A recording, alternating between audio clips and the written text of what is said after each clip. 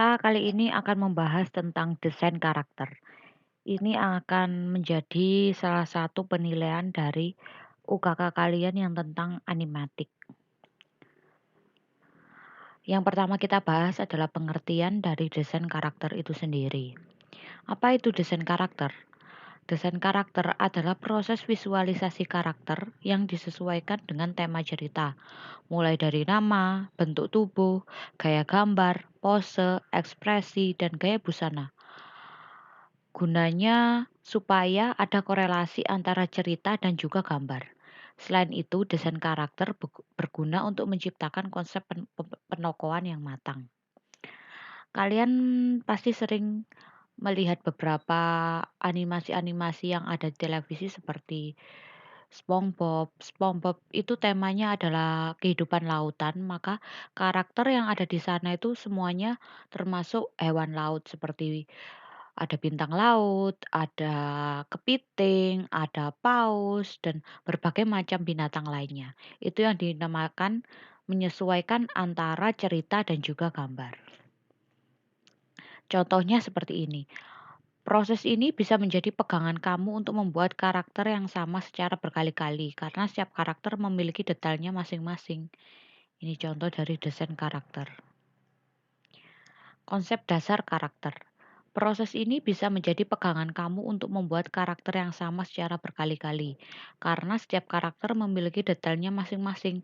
Setelah itu baru membuat konsep. Langkah ini terbagi menjadi dua, segi fisik dan juga segi psikologis. Yang pertama kita akan belajar tentang dari segi fisik, karakter dari segi fisik. Yang pertama, kita pilih jenis karakter. Apakah kita mau membuat karakter dari manusia, hewan, atau tumbuhan? Tidak semua karakter harus manusia, semua tergantung dengan cerita yang kamu buat. Bisa jadi makhluk luar angkasa, robot canggih, semuanya itu tergantung dari imajinasi dan kreativitas kamu sendiri. Seperti contoh yang telah saya sebutkan tadi, SpongeBob itu kan temanya tentang lautan, maka yang ada di situ semuanya adalah hewan yang berada di laut. Kemudian tentukan jenis kelamin karakter. Ini sangat penting. Kamu harus jelas dalam menentukan jenis kelamin karakter, laki-laki atau perempuan, supaya kedepannya kamu lebih mudah menentukan bentuk tubuh, ekspresi, dan aksesoris yang dikenakan tokoh. Kita beri contoh, melanjutkan contoh yang tadi yaitu SpongeBob. Contoh karakter di sana SpongeBob adalah laki-laki, dia memakai celana kotak. Kemudian di sana ada Sandy. Sandy perempuan, dia memakai helm yang terdapat bunga di helmnya. Itu menandakan bahwa Sandy adalah perempuan. Itu yang dimaksud dengan menentukan jenis karakter agar kita bisa tahu atau kita bisa menggambarkannya dengan jelas. Kemudian beri nama karakter. Nama karakter. Pilihlah nama yang unik agar mudah diingat oleh audiens. Nama juga disesuaikan dengan latar belakang tokoh. Misalnya, ia berasal dari Cina, selipkan nama atau istilah yang berbau budaya sana. Ini saya beri contoh lain. Misal eh, kartun Mulan. Mulan, cerita Mulan itu berasal dari Cina. Maksudnya settingnya itu dari Cina, meskipun pembuatnya adalah Disney.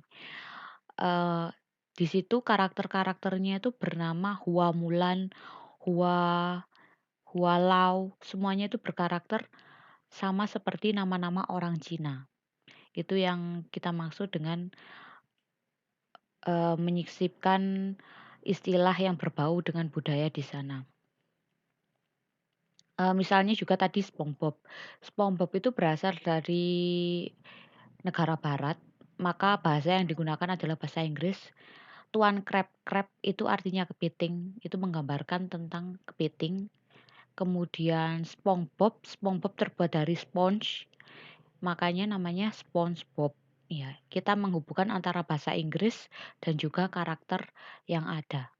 Kemudian tentukan usia, tua, remaja, atau anak-anak. Usia tokoh akan ada hubungannya dengan ekspresi, gaya busana, dan lain-lain. Misalnya karakter berusia 10 tahun, berarti dia memakai busana anak muda.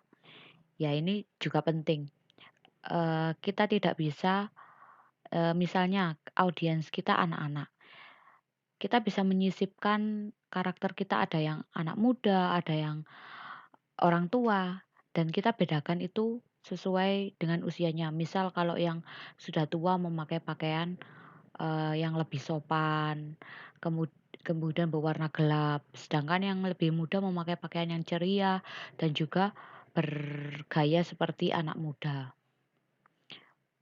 Kemudian tentukan karakteristik tinggi badan, berat badan, dan juga warna kulit.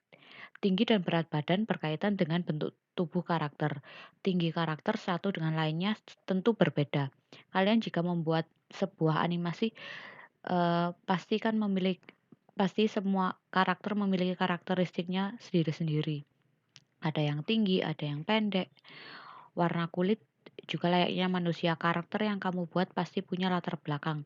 Misalnya di dalam cerita karaktermu berasal dari Cina, seperti tadi Mulan, maka warna kulitnya menyesuaikan kulit orang Cina.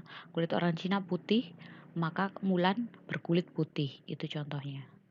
Kemudian yang ketiga, konsep karakter dari segi psikologis. Ini berhubungan dengan psikologi warna. Segi psikologi. Tadi kita sudah membahas tentang segi fisik. Sekarang kita akan membahas dari segi psikologis. Dilihat dari watak dan kepribadiannya. Umumnya ada 3 jenis penokohan, yaitu protagonis, antagonis, dan tritagonis. Saya beri contoh tentang contoh karakter protagonis. Kita ambil contoh misal karakter yang akan kita buat masuk ke dalam golongan protagonis. Ia memiliki sikap yang pendiam, pintar, kutu buku, namun baik hatinya. Ini akan berkaitan dengan ekspresi pose, gaya busana, dan aksesoris yang akan dikenakan tokoh tersebut.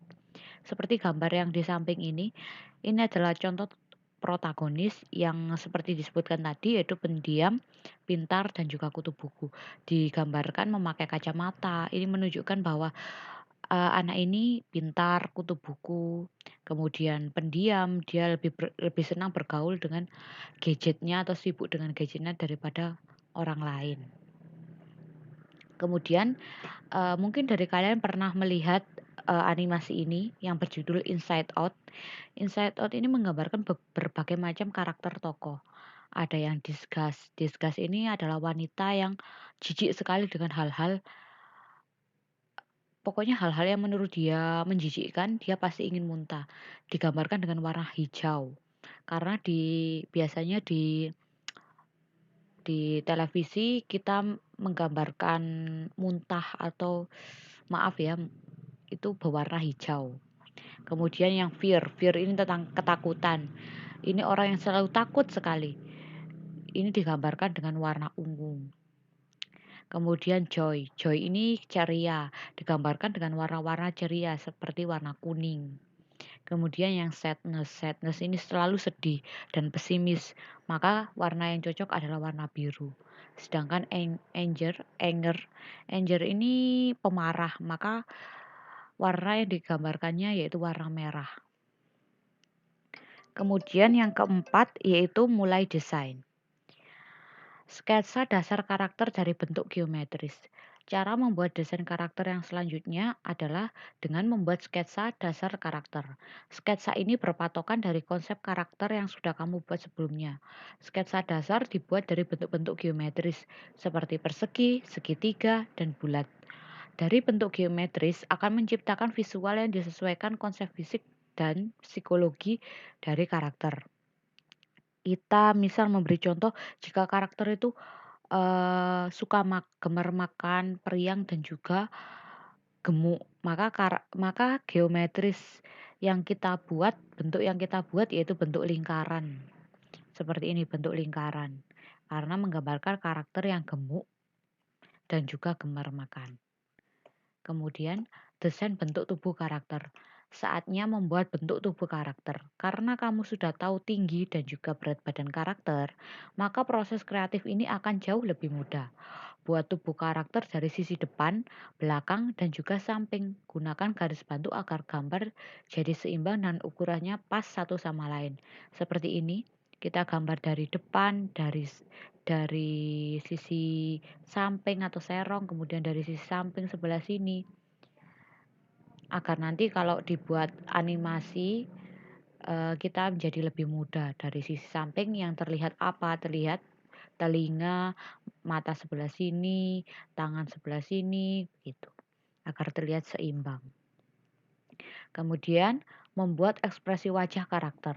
Ekspresi merupakan alat komunikasi utama di dalam desain karakter. Dari ekspresi, audiens akan tahu apa yang sedang dirasakan si karakter, sehingga ada ikatan emosi yang terjalin untuk menghayati isi cerita. Raut wajah juga dipengaruhi bentuk mata, alis, hidung, dan mulut saat berekspresi.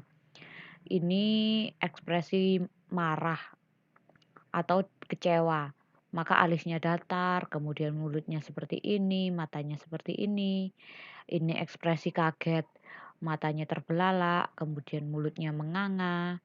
Terus ini ekspresi tersenyum, alisnya seperti ini, kemudian mulutnya tersenyum. Atau ini matanya terbelalak, kemudian mulutnya diam. Ini ekspresi takut. Jika kalian ingin melihat ekspresi yang akan kalian buat, kalian coba lihat cermin. Misal kalian menggambarkan marah, bagaimana raut wajah kalian, bagaimana alis kalian, bagaimana mulut kalian. Jadi kalian bisa melihatnya dari wajah kalian sendiri untuk sebagai contoh ekspresi yang akan kalian buat. Kemudian buat pose yang beragam. Pose akan berhubungan dengan aktivitas karakter setiap adegan cerita. Contoh pose yang bisa kamu buat adalah saat adegan menari, makan, melompat, dan lain-lain. Buatlah pose yang dinamis supaya karaktermu jadi lebih hidup. Seperti ini. Ada berbagai pose. Jadi selain muka kita juga memperhatikan pose. Ini posenya marah, tangannya dilipat di depan seperti ini. Kemudian ini tertawa. Kemudian ini marah tapi yang lebih beda daripada yang ini. Kemudian ini ekspresi terkejut. Jadi tidak hanya wajah, kita juga harus memperhatikan pose dari tangan, kaki, seperti itu. Kemudian, pilih gaya busana dan aksesoris karakter. Setiap karakter memiliki gaya busana dan aksesoris yang menjadi ciri khas yang diambil dari konsep psikologisnya. Warna yang mendominasi bisa mencerminkan sifat karakter. Ini berhubungan dengan psikologi warna. Seperti yang tadi saya contohkan, seperti Inside Out, Joy karakternya berwarna kuning, cenderung semuanya berwarna kuning kecuali bajunya dan rambutnya. Itu menggambarkan bahwa karakter tersebut adalah ceria. Ya seperti itu, seperti yang sudah saya jelaskan di materi psikologi warna. Terima kasih, materi hari ini sudah selesai. Itu dia tahapan mendesain yang bisa menjadi panduan saat membuat desain karakter. Sekarang konsep visual karaktermu jadi jauh lebih matang. Selamat mendesain.